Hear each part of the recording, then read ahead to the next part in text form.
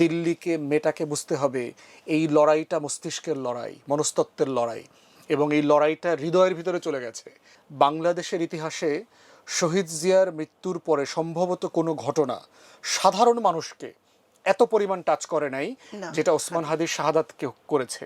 ওসমান হাদি যে জেনারেশনকে ইনফ্লুয়েন্স করে গেছে, সাডেনলি আপনি ফেসবুক থেকে তার ভিডিও উঠায় নেবেন, তাকে দুইটা গালি দিবেন, তার নামে শাহবাগ চত্বরের নামটা পরিবর্তনের দাবি উঠছে কিন্তু মানছেন না, এগুলো করে এইটা আপনি সমাধান করতে পারবেন না।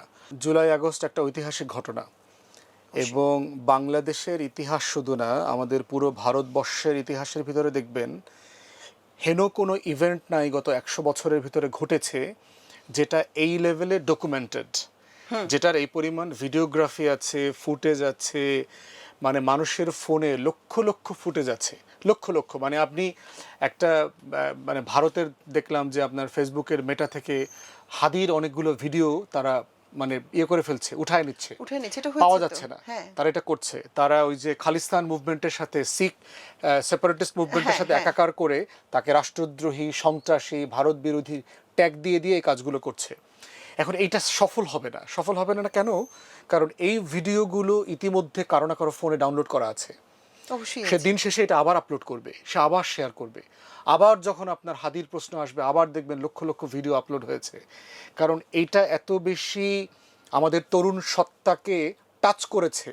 বাংলাদেশের ইতিহাসে শহীদ জিয়ার মৃত্যুর পরে সম্ভবত কোনো ঘটনা সাধারণ মানুষকে এত পরিমাণ টাচ করে নাই যেটা ওসমান হাদির শাহাদাতকে করেছে।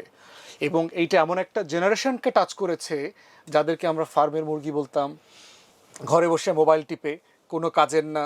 আপনার ছেলে মেয়েদেরকে হয়তো আপনি দেখবেন একই রকম, কিন্তু সাডেনলি দেখবেন সবাই ওসমান হাদি হয়ে গেছে।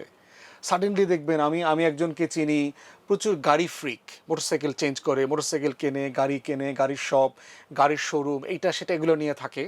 সাডেনলি জানাজার দিন সে তার গাড়ির ফ্রন্ট, খুব এক্সপেন্সিভ গাড়ি চালায়, ফ্রন্টে ওসমান হাদির এমব্লেম এঁকে দিয়েছে এবং একটা পতাকা, জাতীয় পতাকা নিয়ে সে জানাজায় গেছে। তাহলে ওসমান হাদি যে জেনারেশনকে ইনফ্লুয়েন্স করে গেছে, সাডেনলি আপনি ফেসবুক থেকে তার ভিডিও উঠায় নেবেন, তাকে দুইটা গালি দিবেন, তার নামে শাহবাগ চত্বরের নামটা পরিবর্তনের দাবি উঠছে কিন্তু মানছেন না, এগুলো করে এইটা আপনি সমাধান করতে পারবেন না।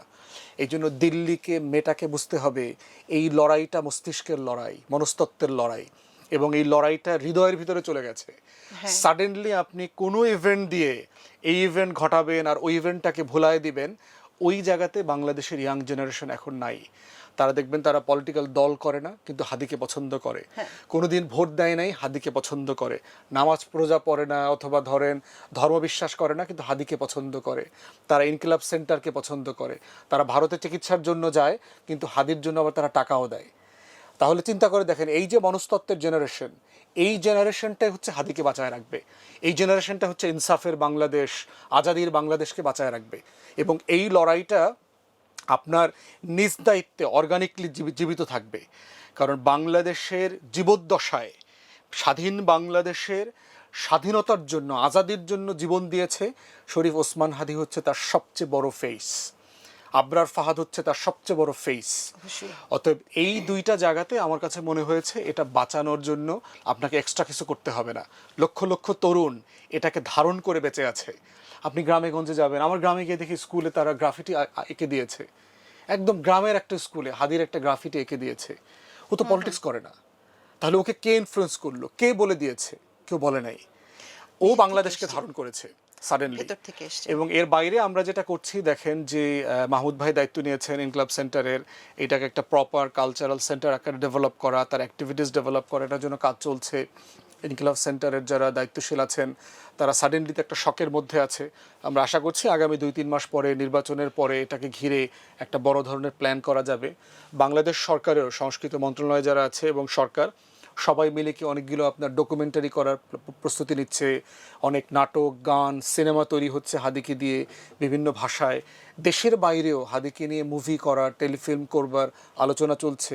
এবং আমরা এটাই চাই যে এই কালচারাল ফাইটটা আমাদের তরুণ প্রজন্ম কবিতা, গানে, নাটকে আপনি দেখবেন অসাধারণ গান হয়েছে হাদিকে নিয়ে। হ্যাঁ, এবং খুবই মানে আপনি চমৎকার গান হয়েছে। আশ্চর্য হবেন, আমরা গানের গায়ককে চিনি না, মিউজিশিয়ানকে চিনি না, গানটা কে লিখেছে চিনি না, কিন্তু হাদিকে নিয়ে গান লিখে ফেলেছে, মিলিয়নস এবং ভিউ হচ্ছে ভাইরাল, হ্যাঁ, এবং ভাইরাল হয়ে গেছে।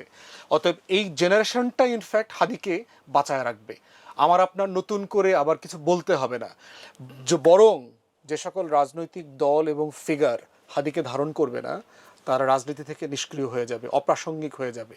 কারণ এটাই হাদির জেনারেশন, এটাই হচ্ছে গণ অভ্যুত্থানের জেনারেশন, যারা আবরার ফাহাদকে ধারণ করে।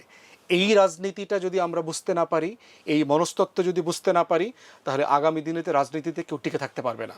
অতএব এটাই হচ্ছে আগামী দিনের রাজনীতি এবং এটাকে ধারণ করি আমাদেরকে এগিয়ে যেতে হবে।